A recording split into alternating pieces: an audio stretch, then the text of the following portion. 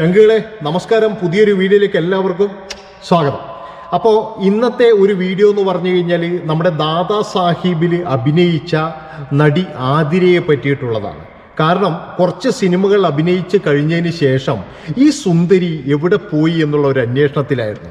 അന്നൊക്കെ എന്ന് പറഞ്ഞാൽ സാരിയൊക്കെ എടുത്തിട്ട് വരുന്ന ഒരു അപൂർവ നായികമാരിൽ ഒരാളാണ് ഈ ആതിര എന്ന് പറയുന്ന നടി. അപ്പോൾ ആതിര ഇപ്പോഴെവിടെയാണ്, എന്താണ് ചെയ്യുന്നത് എന്നുള്ള ഒരു അന്വേഷണത്തിലായിരുന്നു. അവസാനം അത് കണ്ടെത്തിയിരിക്കുകയാണ്. അപ്പോൾ ആതിരയ്ക്ക് ഈ സിനിമയിൽ നിന്നും ഒരുപാട് തിക്തമായ അനുഭവങ്ങൾ ഉണ്ടായിരുന്നു. അതായത് ഒരു നല്ല അനുഭവമൊന്നുമല്ല. നമുക്കറിയാലോ, ഒരാൾ സിനിമയിൽ വന്നു കഴിഞ്ഞാൽ ആദ്യം തന്നെ ചോദിക്കുന്നത് കിട്ടുമോ, റെഡിയാക്കുമോ, അഡ്ജസ്റ്റ്മെൻറ്റ് കിട്ടുമോ, ഇതൊക്കെയല്ലേ നമുക്കെല്ലാവർക്കും അറിയുന്ന കാര്യമാണ്. അപ്പോൾ ഈ ആതിര സിനിമയിലേക്ക് വരാനുണ്ടായ കാരണം അതെങ്ങനെ വന്നു, അതായത് കുറച്ച് മോഡലിങ്ങും കാര്യങ്ങളൊക്കെ ആയിട്ട് പഠിച്ചുകൊണ്ടിരിക്കുകയായിരുന്നു സെൻറ്റ് തെരേസാസ് എറണാകുളത്ത്. അപ്പോൾ അവിടെ നിന്നും വിനയൻ്റെ ഒരു സിനിമ വരുന്നു. വിനയൻ എന്ന് പറഞ്ഞ അക്കാലത്ത് മമ്മൂട്ടിയും മോഹൻലാലും സുരേഷ് ഗോപിയും നിൽക്കുന്നതിൻ്റെ ഒപ്പം തന്നെ നിൽക്കുന്ന ഒരു വ്യക്തിയാണ്. എന്താണെന്ന് വെച്ച് കഴിഞ്ഞാൽ വിനയൻ്റെ സിനിമയിൽ ആരാ അഭിനയിച്ചത് എന്ന് പ്രേക്ഷകർ നോക്കാറില്ല. വിനയൻ എന്ന് പറയുന്ന പേരാണെങ്കിൽ പ്രേക്ഷകർ സിനിമ കാണാൻ അടിച്ച് കയറിയിരിക്കും. അത്രത്തോളം വിശ്വാസമാണ് വിനയനിൽ പ്രേക്ഷകർക്ക്.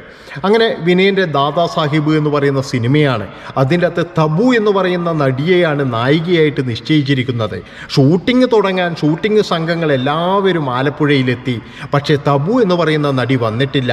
പെട്ടെന്ന് തന്നെ ഒരു കോള് വരികയാണ്, തബുവിന് ഡേറ്റ് ഇല്ല, എല്ലാവരും ക്ഷമിക്കണമെന്ന്. ശരിക്കും എനിക്ക് തോന്നുന്നത് ആരോ പാര വെച്ചതാണ്. കാരണം വിനയൻ്റെ സിനിമയല്ലേ, അങ്ങനെ പോയിട്ട് അഭിനയിക്കേണ്ട എന്നൊക്കെ പറഞ്ഞ് ആരോ പാര വെച്ചതായിട്ടാണ് എനിക്ക് തോന്നുന്നത്. ഏതായാലും വിനയൻ സങ്കടത്തോടു കൂടി ഇരിക്കുകയാണ്.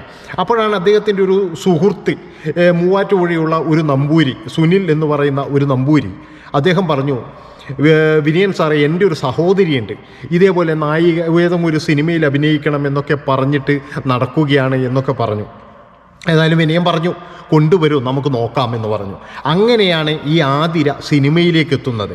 ആതിര ജനിച്ചത് രാമമംഗലം എന്ന് പറയുന്ന ഒരു വലിയൊരു തറവാട്ടിൽ, ബ്രാഹ്മണന്മാരാണ് അവർ, വലിയൊരു തറവാട്ടിലെ ഒരു അംഗമാണ്. അപ്പോൾ അവിടെ സിനിമ എന്നൊക്കെ പറഞ്ഞു കഴിഞ്ഞാൽ അടി പാർസലായിട്ട് വരും, അങ്ങനത്തെ കാലാണ്. പക്ഷേ ആതിരയ്ക്ക് ഒരേ നിർബന്ധം, സിനിമയിൽ അഭിനയിക്കണം, മോഡലിങ് ചെയ്യണം, ഇതൊക്കെ. കാരണം ഒരു നമ്പൂരി കുട്ടികളും ഇതുപോലെ ചെയ്തിട്ടുണ്ടാവില്ല. അങ്ങനെയുള്ള ആഗ്രഹങ്ങളാണ് ആതിരയ്ക്കുള്ളത്. അങ്ങനെ ഏതായാലും മൂവാറ്റുപുഴയിലെ ആ ഇല്ലത്തു നിന്നും ആതിരയുടെ ആഗ്രഹം അങ്ങനെ സാധിച്ചു എന്നുള്ളതാണ്.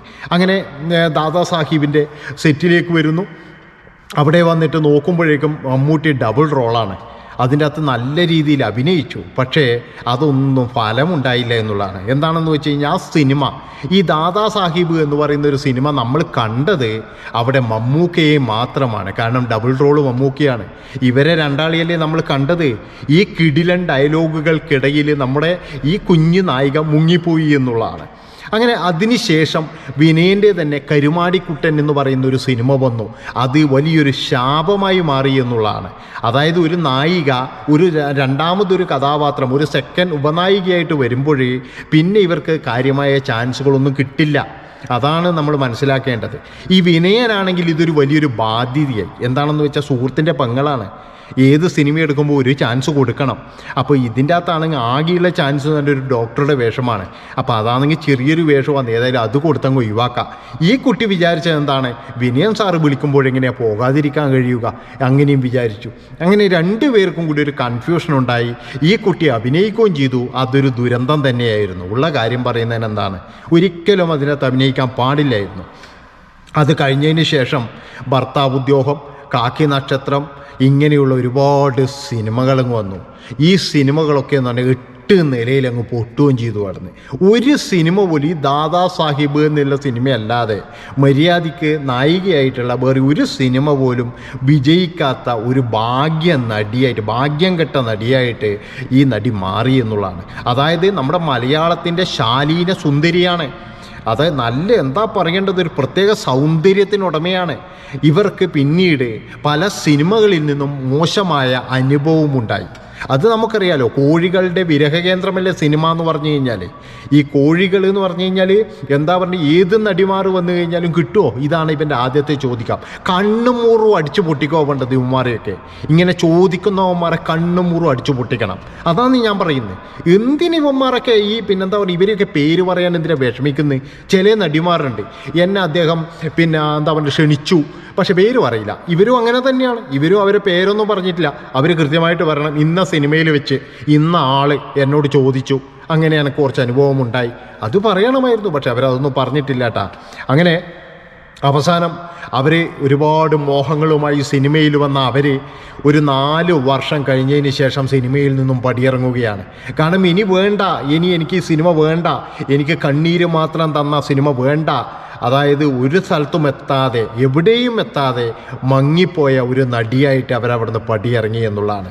അങ്ങനെ 2004 വിഷ്ണു നാരായണൻ എന്ന് പറയുന്ന വ്യക്തി, അദ്ദേഹം നമ്പൂരിയാണ്. അദ്ദേഹം ഒരു പാചക വിദഗ്ധനാണ്. അദ്ദേഹവും ഇവരും ചേർന്ന് ഒരു എന്താ പറയുക ഹോട്ടൽ തുടങ്ങുകയാണ്. അങ്ങനെ ഒരു പാചകപ്പുര, അതായത് കാറ്ററിംഗ് ഉണ്ട്, അങ്ങനെയൊക്കെ ആയിട്ട് എന്തൊക്കെ ആയിക്കഴിഞ്ഞാലും അതൊരു വൻ വിജയമായി എന്നുള്ളതാണ്. അതിൽ ഒരു ഭയങ്കരമായൊരു സക്സസ് ഇവർക്ക് നേടിയെടുക്കാൻ കഴിഞ്ഞു. പിന്നെ 2 മക്കളുണ്ട്. 2 മക്കളും നല്ല രീതിയിൽ ഹെൽപ്പ് ചെയ്യുന്നുണ്ട്, ഇവരെ പഠിക്കുന്നുണ്ട്. ഈ നമ്പൂരി ആയതുകൊണ്ടും അദ്ദേഹം നല്ല എന്താ പറയേണ്ടത്, നല്ല ഒരു നമ്പൂരിയാണ്. ഒരു പക്ഷേ സിനിമയിൽ തന്നെയാണ് നിന്നതെങ്കിൽ ഇതുപോലെ എവിടെയെങ്കിലും ഏതെങ്കിലും ഒരുത്തനെ കല്യാണം കഴിച്ച്, അല്ലെങ്കിൽ ചിലപ്പോൾ കല്യാണം കഴിക്കാതെ, കാരണം ഈ സിനിമ എന്ന് പറഞ്ഞു കഴിഞ്ഞാൽ പൈസയുടെ പുറകെ ഓടുന്ന സംഭവമാണല്ലോ. അപ്പോൾ അങ്ങനെ പൈസയുടെ പുറകെ പോയി കല്യാണം കഴിക്കാതെ ചിലപ്പോൾ മൂത്ത് നരച്ച് എവിടെയെങ്കിലും ഇരുന്നിട്ടുണ്ടാകും. ഇല്ലെങ്കിൽ ഒന്നാമത്തെ ഡിവോഴ്സ് ചെയ്ത് രണ്ടാമത്തെ ഡിവോഴ്സിന് വേണ്ടി കാത്തിരിക്കുന്നുണ്ടാവും. അപ്പോഴേക്കും 2 മക്കളുമായിട്ടുണ്ടാവും. ഇങ്ങനെയാണല്ലോ സിനിമയിൽ നടക്കുന്നത്. കാരണം സിനിമയിൽ എന്ന് പറഞ്ഞു കഴിഞ്ഞാൽ ഈ ഭ്രമം കൂടിക്കഴിഞ്ഞാൽ പിന്നെ അങ്ങ് പെട്ടെന്ന് കിട്ടുമെന്നുള്ളതാണ്. എന്തൊക്കെ ആയിക്കഴിഞ്ഞാലും നമുക്ക് നല്ലൊരു നായികയെ തന്നെയാണ് നഷ്ടപ്പെട്ടത്.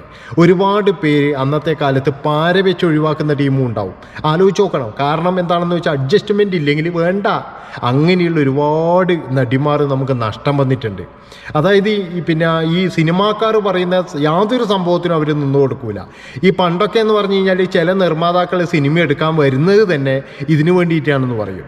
ഷീല തന്നെ ഒരു അഭിമുഖത്തിൽ പറഞ്ഞിട്ടുണ്ട്, ഈ അമേരിക്കയിലെങ്ങാറ്റുള്ള ഒരാൾ ഒരു സിനിമ നിർമ്മാതാവായിട്ട് വന്നു.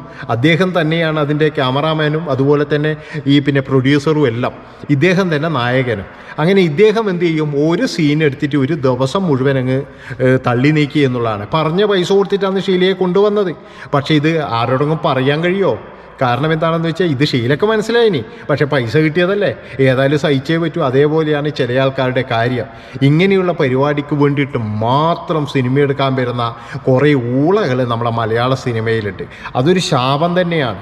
എന്തൊക്കെ ആയിക്കഴിഞ്ഞാലും ഈ ആതിര എന്ന് പറയുന്ന സഹോദരി ഇന്ന് നല്ല രീതിയിൽ ജീവിക്കുകയാണ്, ഒരു കുഴപ്പവുമില്ലാതെ. അത് മറ്റുള്ളവർക്ക് അസൂയ തോന്നുന്ന തരത്തിൽ തന്നെ. കാരണം ആരെയും പേടിക്കേണ്ട, സ്വന്തമായിട്ട് ബിസിനസ്സൊക്കെ ചെയ്തിട്ട്. ഇത്രയും പറഞ്ഞുകൊണ്ട് ഈ ഒരു വീഡിയോ ഇവിടെ വെച്ച് വൈൻഡപ്പ് ചെയ്യുകയാണ്.